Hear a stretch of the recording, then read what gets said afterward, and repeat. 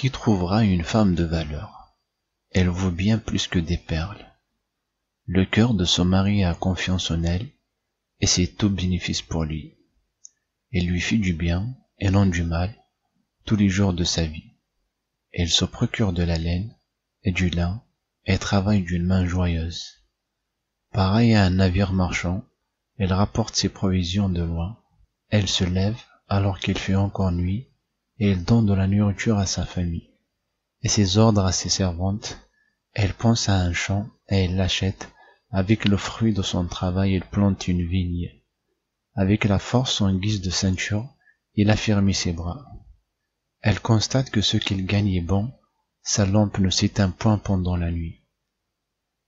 Elle file elle-même la laine, et elle tisse elle-même les habits. Elle ouvre ses bras aux malheureux, elle tend la main aux pauvres. Elle ne redoute pas la neige pour sa famille, car chacun est habillé de cramoisi. Elle se fait des couvertures, elle a des habits en fin lin et en pourpre. Son mari est reconnu aux portes de la ville, lorsqu'il siège avec les anciens du pays. Elle fait des chemises, et elle les vend, et elle livre des ceintures aux marchands. La force et l'honneur, voilà ce qui l'habille. Elle rit en pensant à l'avenir. Elle ouvre la bouche avec sagesse, et un enseignement plein de bonté est sur sa langue.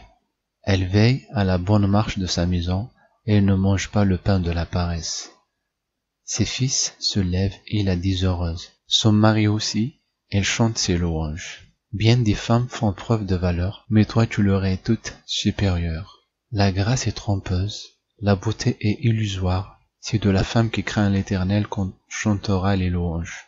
Donnez-lui du fruit de son travail, et que porte de la ville, ses œuvres fassent son éloge.